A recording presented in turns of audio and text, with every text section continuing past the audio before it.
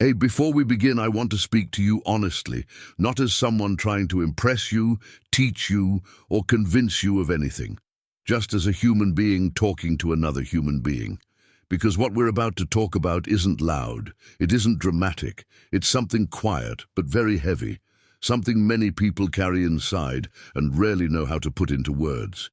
You may believe you're free. You may believe you're redeemed.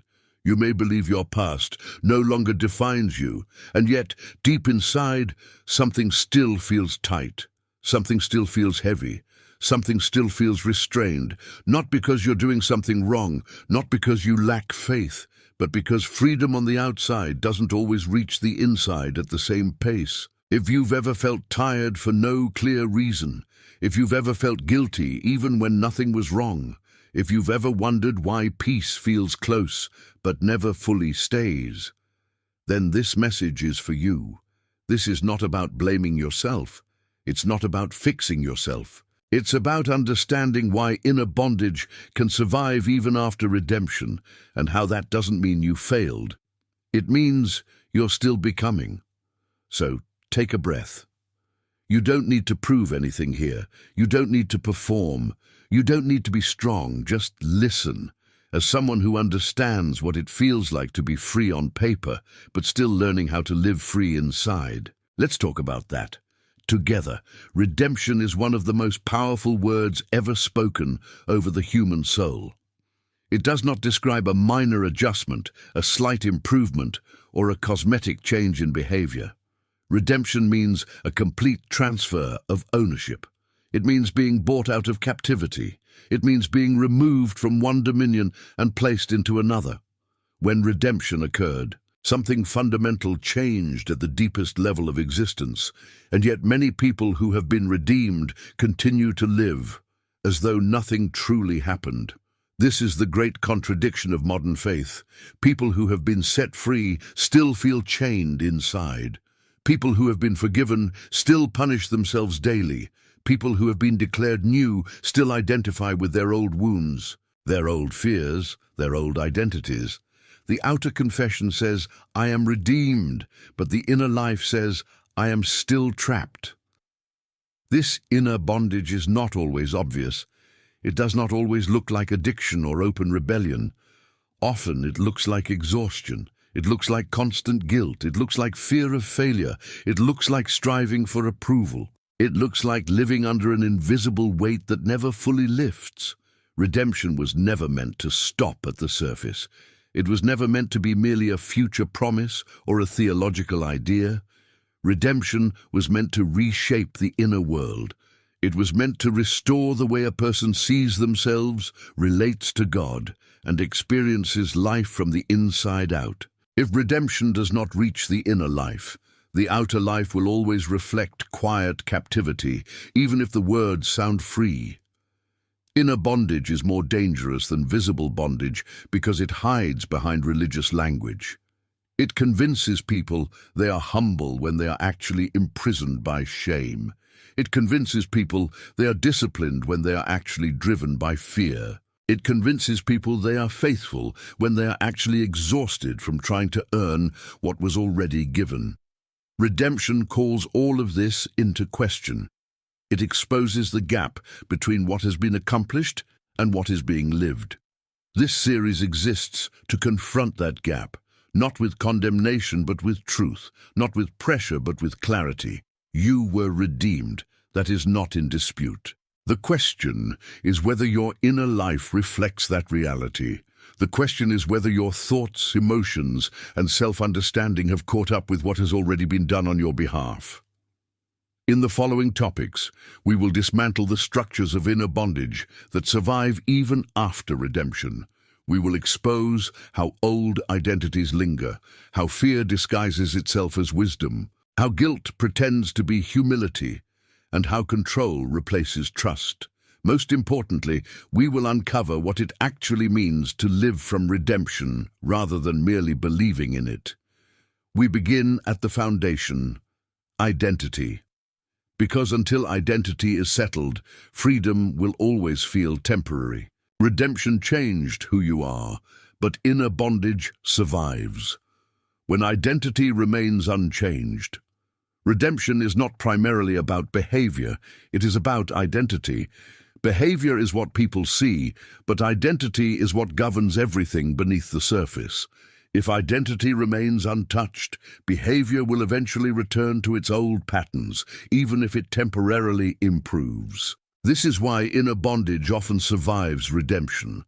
Not because redemption was insufficient, but because identity was never fully renewed in the mind and heart. Before redemption, identity is shaped by survival. People learn who they are by what they lack, what they fear, what they were denied, and what they had to do to survive emotionally, socially, or spiritually. Over time, these survival strategies harden into identity. A person does not just feel afraid, they become someone who must always be cautious. A person does not just experience rejection, they become someone who is unworthy of closeness. A person does not just fail, they become someone who never gets it right. Redemption interrupts this entire structure. It declares that identity no longer comes from past wounds, failures, or labels. It declares that identity is now received, not constructed. But here is where the tension begins. Redemption can change reality instantly, while the inner world often changes slowly. The moment redemption occurs, the old identity loses its authority, but it does not automatically disappear from the mind. And whatever continues to be believed internally will continue to shape experience, regardless of what is objectively true. Inner bondage is not maintained by external chains, it is maintained by internal agreement. The mind continues to agree with old definitions of self. The heart continues to respond as though nothing changed.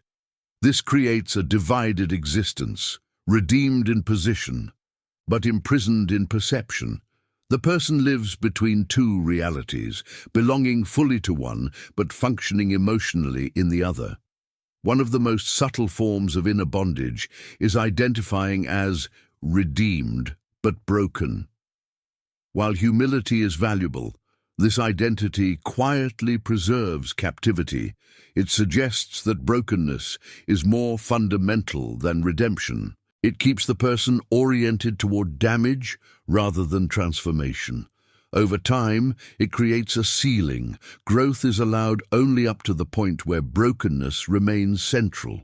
Redemption becomes something that covers wounds rather than something that heals identity. Another common identity trap is living as redeemed but untrustworthy. This shows up as chronic self-doubt.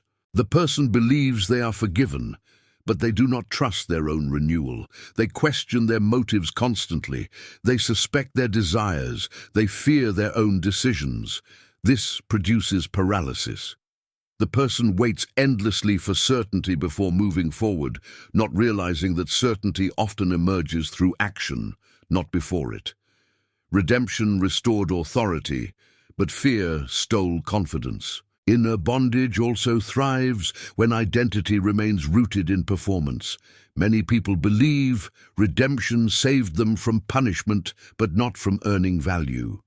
They no longer fear rejection from God, but they still fear insignificance, so they perform. They serve compulsively. They strive endlessly. On the surface, this looks admirable.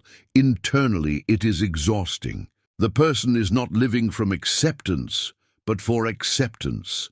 Redemption was meant to end this cycle, not sanctify it.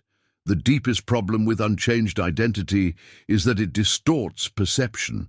When identity remains old, everything is interpreted through the lens of bondage. Correction feels like condemnation. Rest feels like irresponsibility. Joy feels suspicious. Peace feels undeserved. The person is free, but freedom feels unsafe because it does not match the inner story they have lived with for years.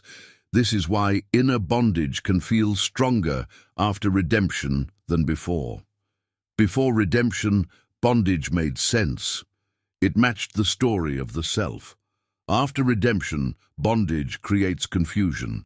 The person knows something has changed, but their inner reactions do not align with that knowledge. This creates frustration and eventually discouragement. Many conclude they are failing spiritually when, in reality, they are still thinking from an outdated identity. Identity renewal is not about pretending the past did not happen. It is about relocating the source of self-definition. The past becomes part of the story, not the author of it. Redemption does not erase memory, but it removes memory's authority. The inner life begins to shift when a person stops asking, "Why am I like this?" and starts asking, "Who have I become?" Living from redemption means allowing identity to be defined by what has been given, not what was endured. It means accepting that inner freedom may initially feel unfamiliar, even uncomfortable. It means trusting that peace is not laziness, joy is not irresponsibility, and rest is not disobedience. It means recognizing that the old inner voice of accusation is not wisdom, but residue. Inner bondage survives when identity is negotiated instead of received. Redemption does not ask for negotiation. It offers a new name, a new standing, a new center. The work of freedom is not to achieve this identity, but to stop resisting it, to stop arguing with it, to stop postponing it. As long as a person lives as though they are still becoming someone, rather than someone who has already been redefined, inner bondage will remain active. But when identity finally aligns with redemption, something profound happens. The inner struggle quiets. The constant self-surveillance loosens. The need to prove diminishes. Life begins to flow instead of being forced. This alignment does not happen through effort alone. It happens through repeated consent. Consent to see oneself differently. Consent to respond differently. Consent to rest where one once strived. Every moment of inner freedom begins with agreement. Agreement that redemption truly changed who you are, not just where you are going. And this is only the beginning. Because once identity shifts, every other form of inner bondage begins to lose its grip. Inner bondage often survives redemption because freedom is misunderstood as an external condition rather than an internal posture. Many people assume that if they are redeemed, their inner world should automatically feel light, peaceful, confident, and secure. When this does not happen, they conclude that something is wrong with them, with their faith, or with the redemption itself. In reality, what is wrong is the expectation. Redemption removes ownership from the old master, but it does not immediately retrain the inner reflexes that were shaped under captivity. Those reflexes must be unlearned, and until they are, the inner world will continue to react as though bondage still has authority. Before redemption, the inner life learns to function under pressure. Fear becomes a guide, control becomes protection, self-criticism becomes motivation, hypervigilance becomes wisdom. These mechanisms develop not because a person is weak, but because they are trying to survive. Over time, these strategies feel normal, even necessary. When redemption occurs, the environment changes, but the nervous system, the thought patterns, and the emotional reflexes do not instantly adjust. The body and mind still respond as if danger is present, even when safety has been established. This is why many redeemed people struggle more internally than they did before. Before redemption, fear had a place.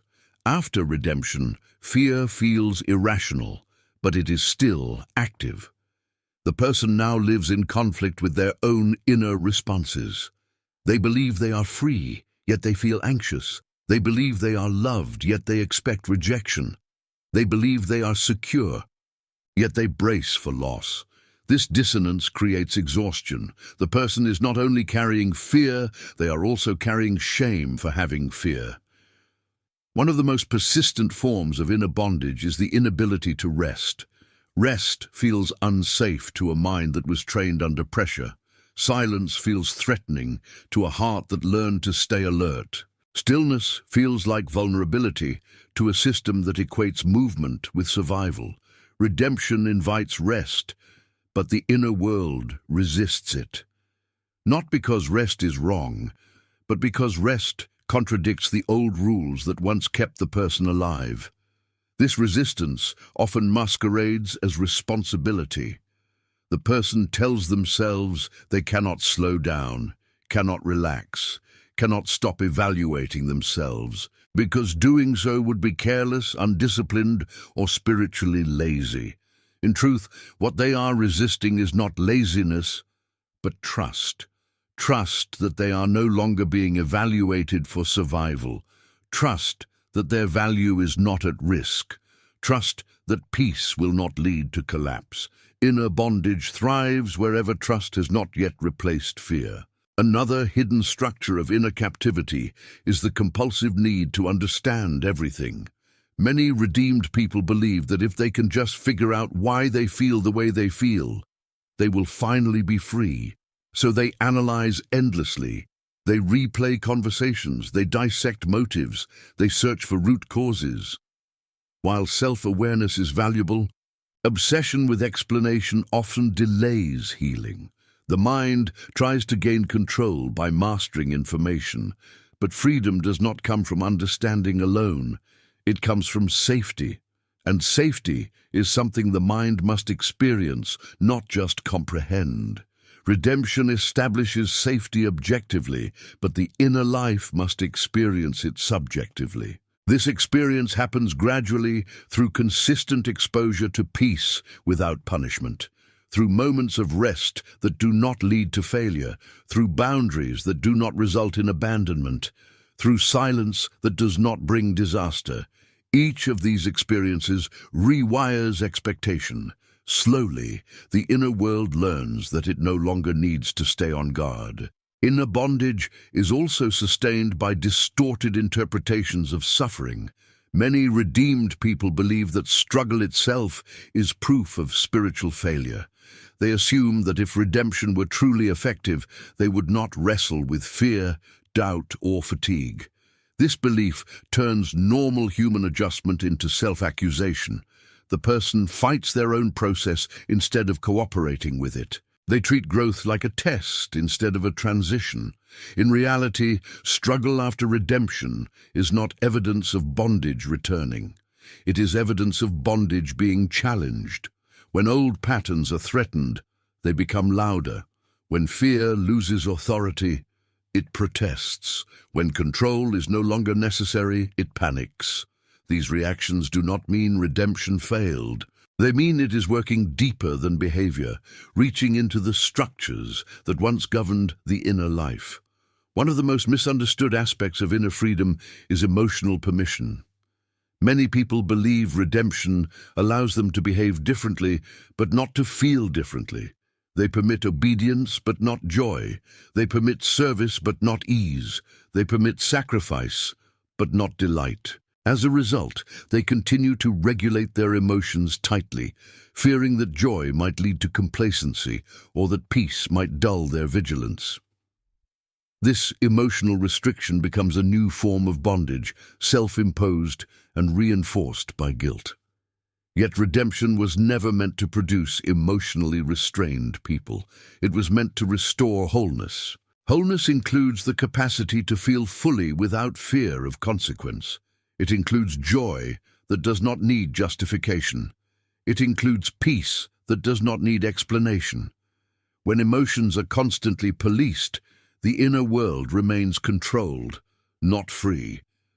Another powerful contributor to inner bondage is the internalization of external voices. Long after actual authority figures lose their power, their voices remain active inside the mind. Criticism becomes internal dialogue. Expectations become inner pressure. Judgment becomes self-monitoring. Even after redemption removes the legitimacy of these voices, they continue to operate out of habit. The person may no longer believe those voices represent truth, but they still react to them automatically. Freedom requires more than rejecting these voices intellectually. It requires refusing to organize life around them. This is uncomfortable at first. The inner critic often claims it is the only thing preventing chaos. When its authority is questioned, anxiety rises. The person feels as though they are becoming irresponsible or careless, when in reality they are simply transitioning from fear-based regulation to trust-based living. Trust-based living does not mean the absence of discipline. It means discipline flows from alignment rather than pressure. It means actions are guided by clarity instead of compulsion.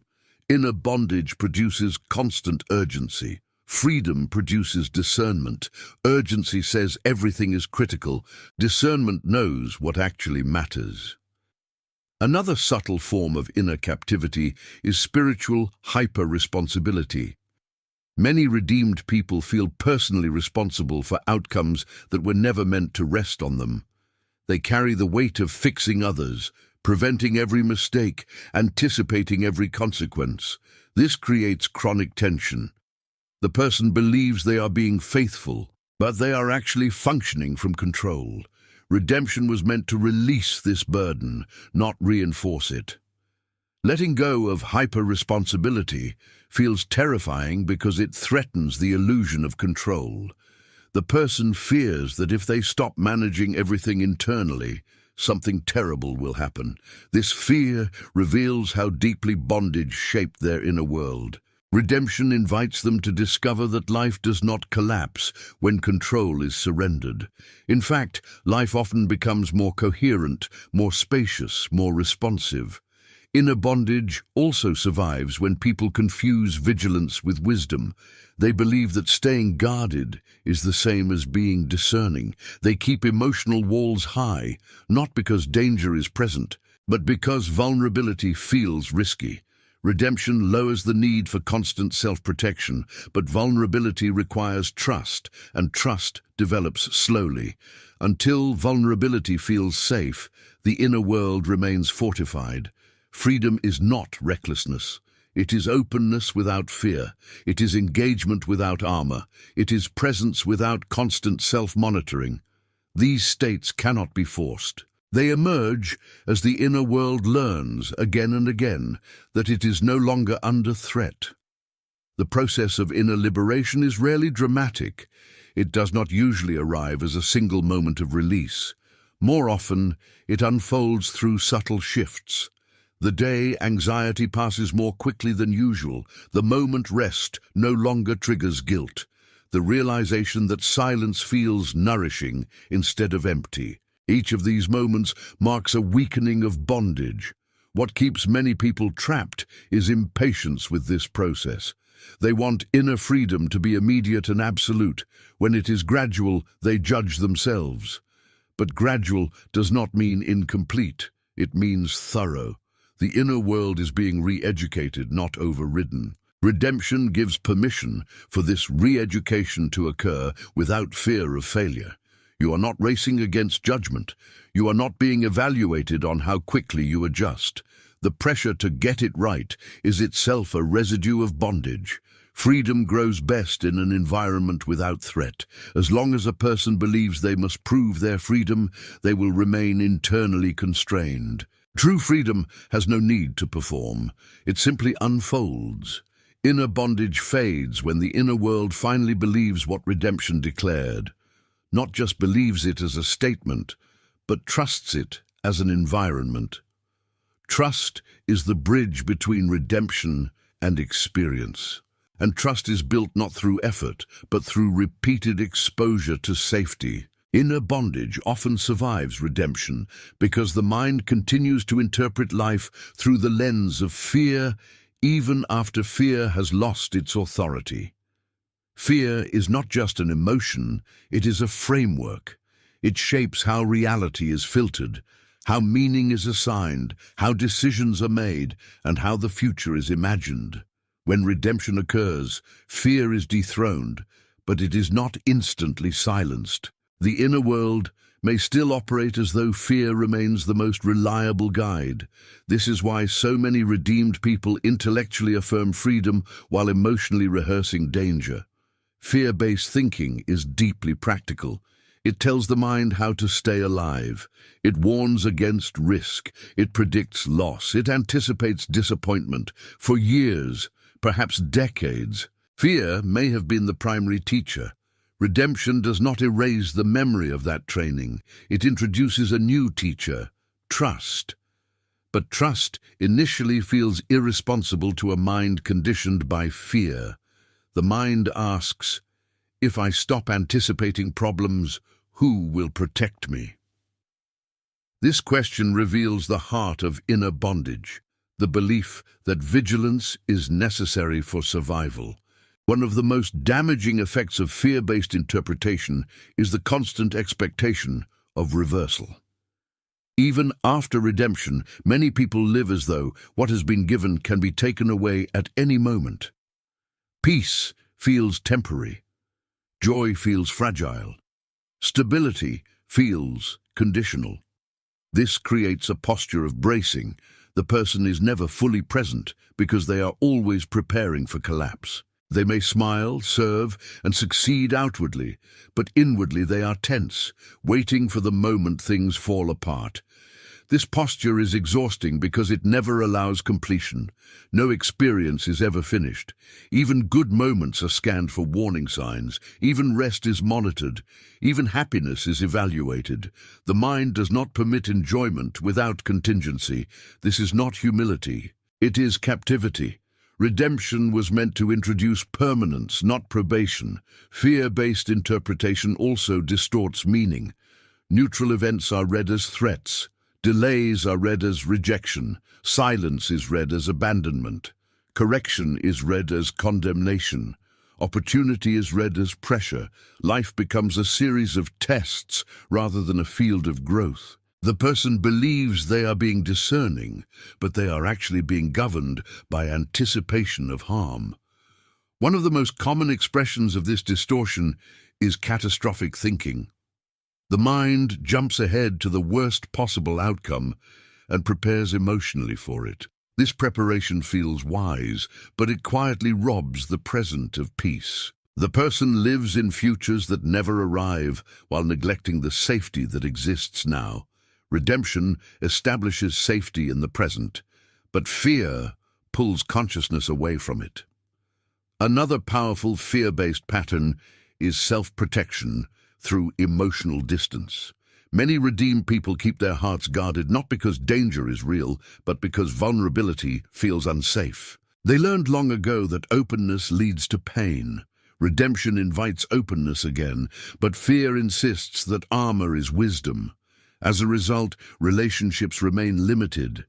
Intimacy is controlled. Connection is measured. The person is no longer in external bondage, but they are internally isolated. This isolation often masquerades as independence or strength. The person prides themselves on not needing much, not expecting much, not trusting easily. Yet beneath this posture is fear of disappointment. Redemption offers relational security, but fear resists dependence. It insists on self-sufficiency as protection. The result is a lonely freedom, incomplete and restrained. Fear also reshapes how a person understands responsibility. Under fear, responsibility becomes burden. Everything feels heavy. Every choice feels loaded. Every decision carries the threat of irreversible consequences. The person becomes cautious to the point of paralysis. They delay. They hesitate. They wait for certainty that never comes. Redemption restores authority, but fear undermines confidence. This fear-driven hesitation is often misinterpreted as patience or wisdom. In reality, it is avoidance. The person is not waiting for clarity. They are waiting for fear to disappear before acting. But fear rarely disappears on its own. It loosens its grip when action proves it unnecessary. Redemption provides permission to move forward without guarantees. Fear demands guarantees before movement. This difference determines whether freedom is lived or merely believed. Another dimension of fear-based inner bondage is the internalization of imagined judgment. Even when actual condemnation is gone, The mind invents it. The person imagines being evaluated, criticized, or disapproved of by others, by authority, or even by God. This imagined judgment becomes a constant background noise. The person adjusts themselves endlessly to avoid disapproval that may not even exist. This leads to people-pleasing, perfectionism, and chronic self-monitoring. The inner world becomes a courtroom where the self is both defendant and judge. Redemption ended the trial, but the mind keeps holding hearings. The verdict has already been declared, but fear refuses to adjourn the court. Fear-based living also affects how people relate to time. The past becomes a source of accusation. The future becomes a source of anxiety. The present becomes a narrow corridor to be survived rather than inhabited. Redemption restores the present as a place of encounter, growth, and rest. Fear evacuates the present and replaces it with mental projections. One of the most subtle consequences of fear is the suppression of desire. Many redeemed people are afraid of wanting too much. They fear disappointment. They fear appearing selfish. They fear being let down. So they minimize desire. They keep expectations low. They convince themselves they do not care deeply. This emotional numbing feels safe, but it also diminishes vitality. Redemption was meant to restore desire, not erase it. Desire is not the enemy of freedom. Fear is. When desire is suppressed, the soul shrinks. Life becomes functional but flat. The person exists, but does not fully live. Redemption invites fullness, but fear warns against it. It says, if you hope, you risk pain. So the person settles for safety instead of abundance. Fear-based interpretation also affects how suffering is understood. Every hardship becomes a threat rather than a teacher. Every difficulty feels personal. The person asks, what did I do wrong? Instead of, what is being formed? Redemption reframes suffering as transformation, not punishment. Fear insists it is punishment.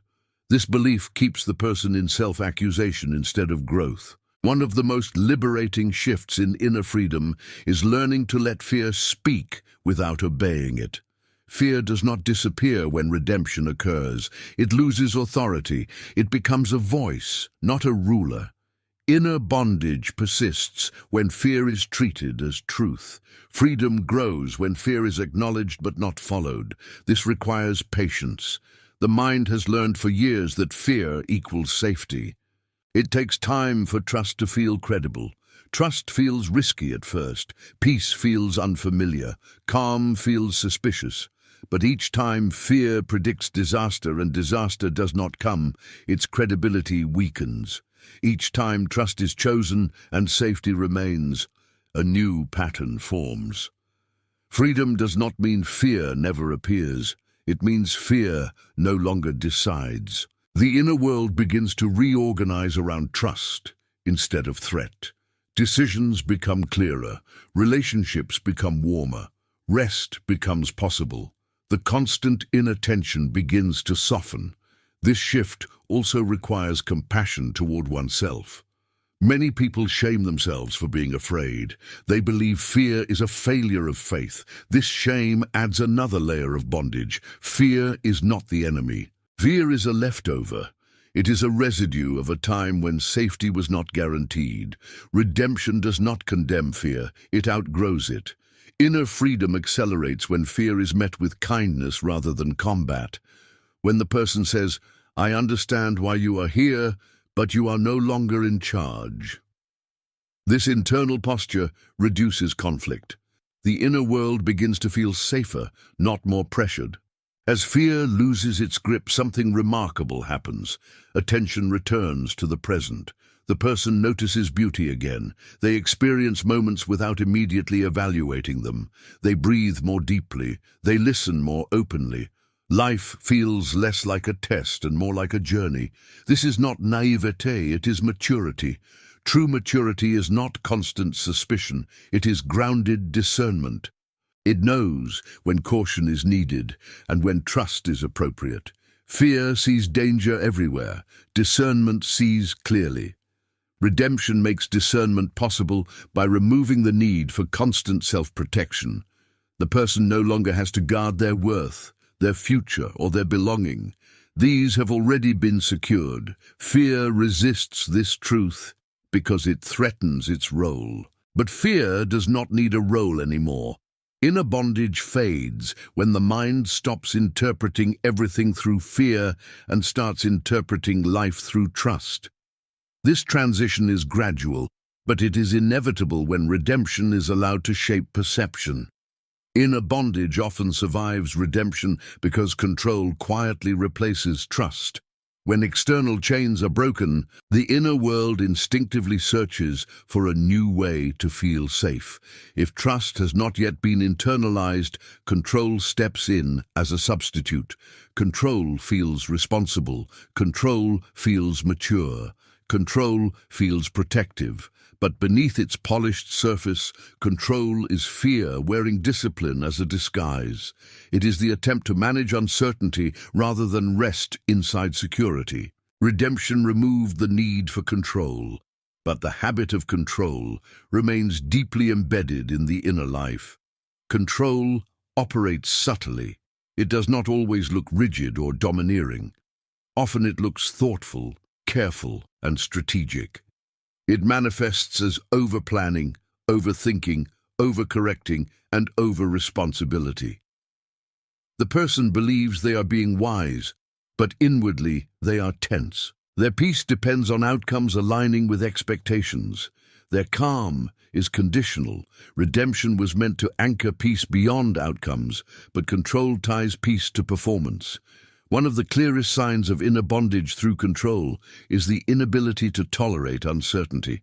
The person feels compelled to know what will happen next, how things will unfold, and what others will decide. When answers are unavailable, anxiety rises. The mind fills the gap with scenarios, predictions, and rehearsals. This constant mental activity is exhausting, yet it feels necessary.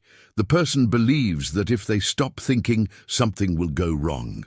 This belief reveals a deeper wound, the assumption that safety depends on vigilance.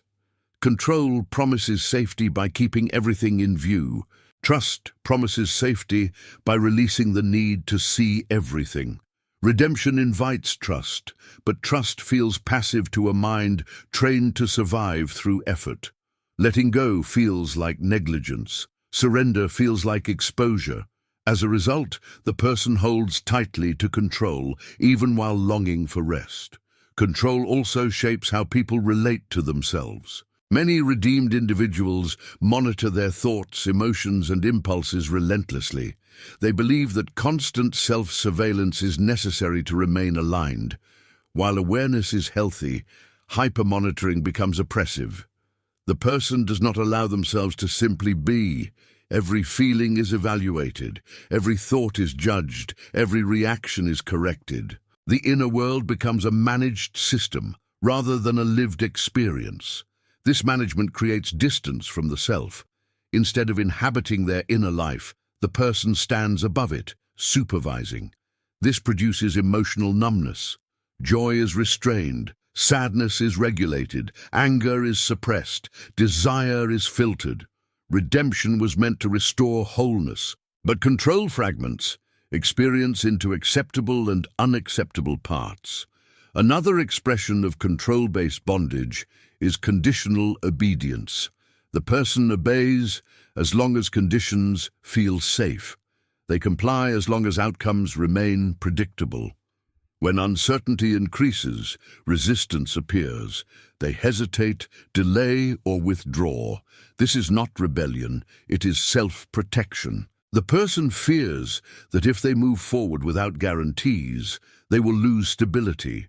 Control also influences how people interpret failure. When something does not work out, the person assumes they failed to manage correctly. They replay decisions endlessly, searching for the point where control slipped. This self-blame reinforces the belief that safety depends on flawless execution. Redemption reframes failure as learning, not condemnation. Control reframes failure as proof of incompetence. One of the most damaging effects of control is the suppression of spontaneity. Spontaneity feels dangerous to a controlled inner world because it cannot be predicted. The person resists unplanned joy, unexpected connection, and unscripted moments. They prefer environments they can manage. Over time, life becomes narrow, safe but small, functional but constrained. Control also affects relationships profoundly. The controlled inner world struggles with mutuality.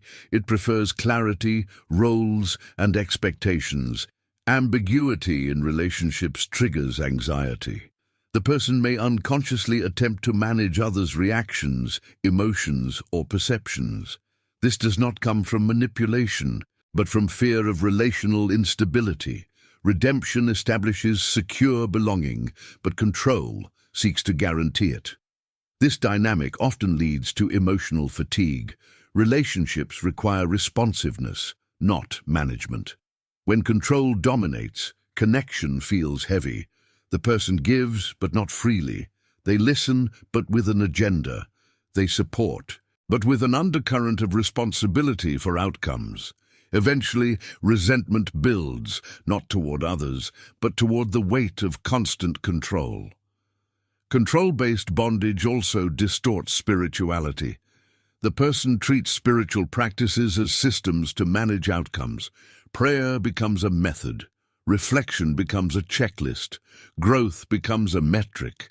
Instead of relating, the person performs.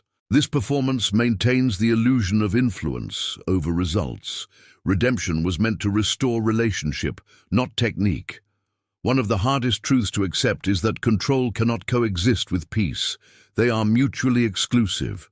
Control requires tension. Peace requires release. As long as control is active, peace remains conditional. The person may experience brief relief when things go as planned, but the relief quickly fades as the next uncertainty appears. The inner world resists releasing control because it fears chaos. But what actually emerges when control loosens is not chaos, but coherence. Life begins to organize itself around responsiveness instead of force. The person becomes present rather than predictive, attentive rather than anxious. This transition feels disorienting at first because it removes the familiar structure of effort.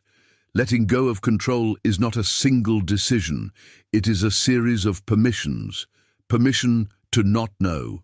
Permission to rest without justification. Permission to feel without managing. Permission to trust outcomes without rehearsing disasters. Each permission weakens control's grip. Control often disguises itself as responsibility, but responsibility rooted in trust feels different. It is lighter. It responds rather than anticipates. It engages without obsessing. The person still acts, but action flows from alignment rather than fear. Redemption makes this possible by removing the need to secure identity, worth, or future. One of the most liberating realizations is that control does not actually protect. It only exhausts. It does not prevent pain. It only postpones trust. Many people discover that the outcomes they feared most did not occur even when control was absent. This discovery gradually dismantles the belief that control is necessary. As control loosens, the inner world begins to breathe. Thoughts slow. Emotions move more freely. Silence becomes tolerable. Stillness becomes nourishing. The person notices that life continues, often with greater ease when they stop gripping it tightly. This shift also restores joy. Joy cannot be managed. It arises spontaneously. Control stifles joy because it tries to regulate it. Trust allows joy to surface naturally. Redemption invites joy as a natural expression of freedom, not a reward for discipline.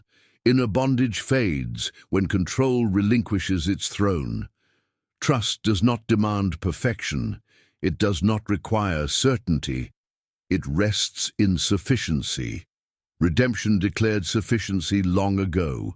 Control has simply been slow to accept it. As the inner world learns that letting go does not lead to collapse, confidence grows. Not confidence in self-management, but confidence in being held. This confidence is quiet. It does not boast. It does not strive. It simply exists. Inner bondage often survives redemption because people continue to live from effort instead of from rest.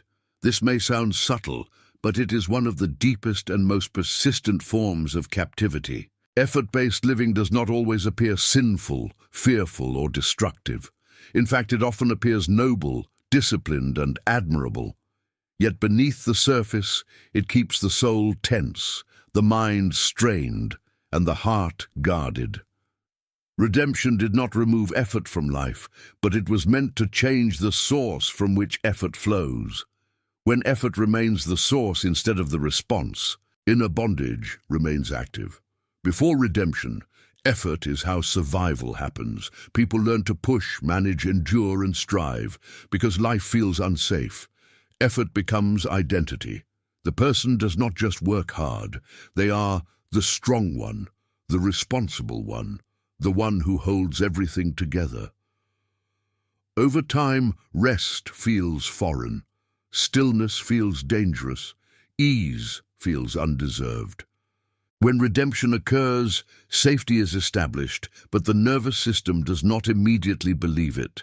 As a result, effort continues even when it is no longer required.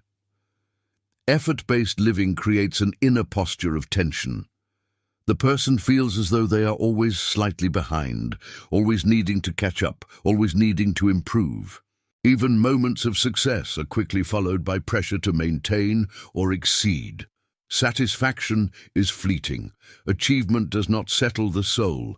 It stimulates the next demand. Redemption was meant to end this cycle by redefining value as received rather than produced. One of the clearest signs of effort-based bondage is the inability to enjoy rest without guilt. When the person stops, an internal alarm activates. Thoughts arise questioning productivity, usefulness, and worth. The person may tell themselves they are resting, but inwardly they are still working, evaluating, and planning. This is not rest. It is paused activity with continued pressure. True rest quiets the inner evaluator. Effort-based bondage keeps it active. This bondage often disguises itself as discipline. The person believes that constant striving is proof of faithfulness.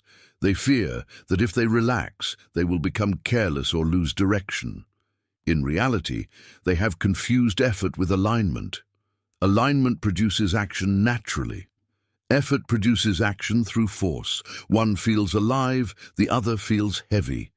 Effort-based inner captivity also distorts motivation. Actions are driven by fear of falling behind, fear of disappointing, fear of losing approval.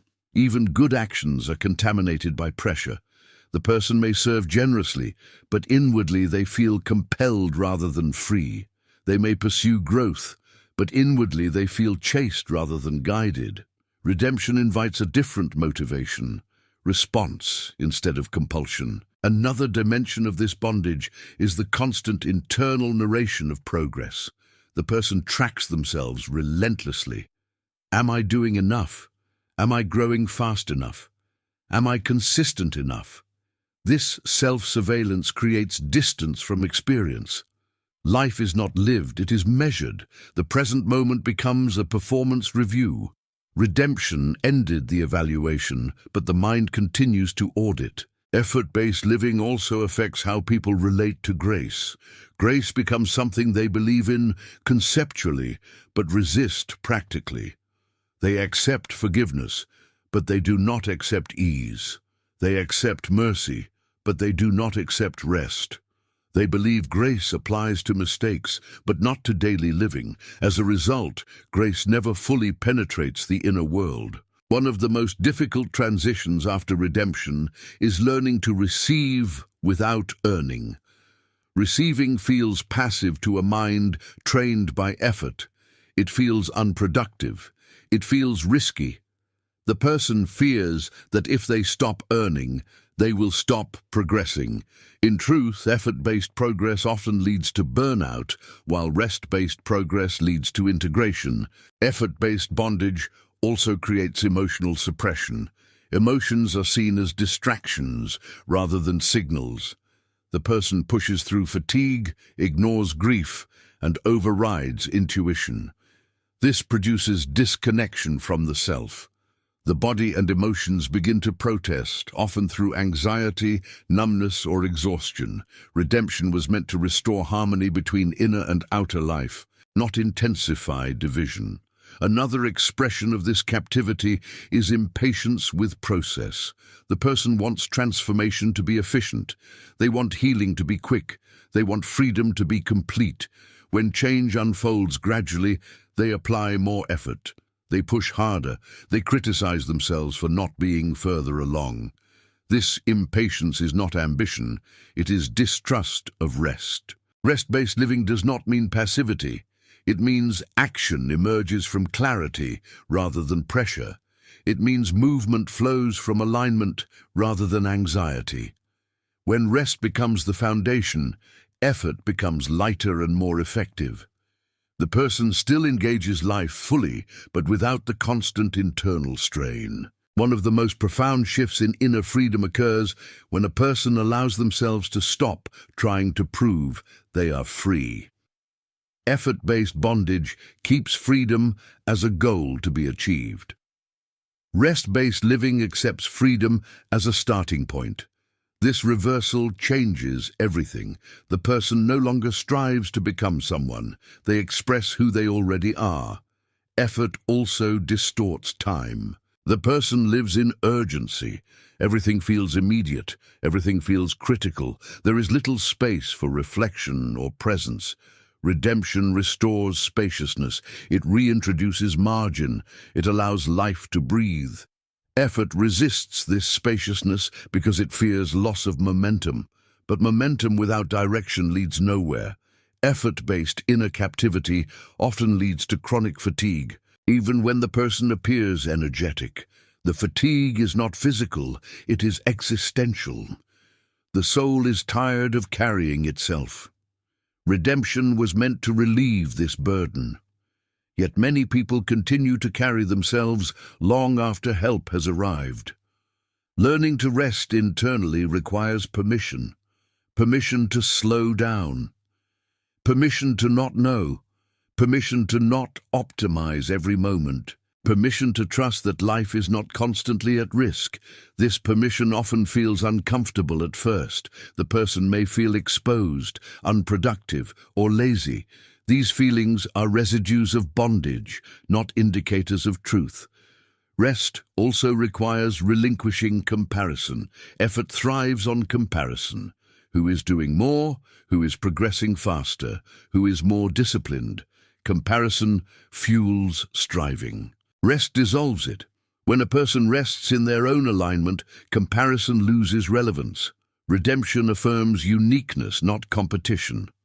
Another barrier to rest-based living is the belief that struggle equals depth. Many people equate seriousness with suffering. They believe that ease indicates superficiality. As a result, they resist joy, lightness, and simplicity. Redemption challenges this belief by redefining depth as presence, not pain. Rest-based freedom also transforms how people handle mistakes. Instead of spiraling into self-criticism, they respond with curiosity. Instead of doubling effort, they seek clarity.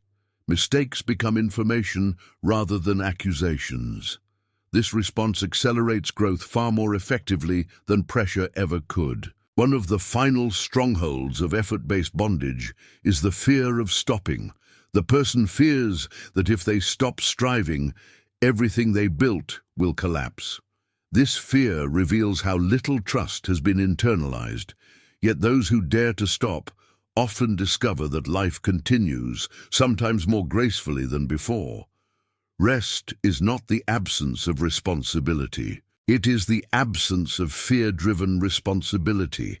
It does not eliminate action, it purifies it.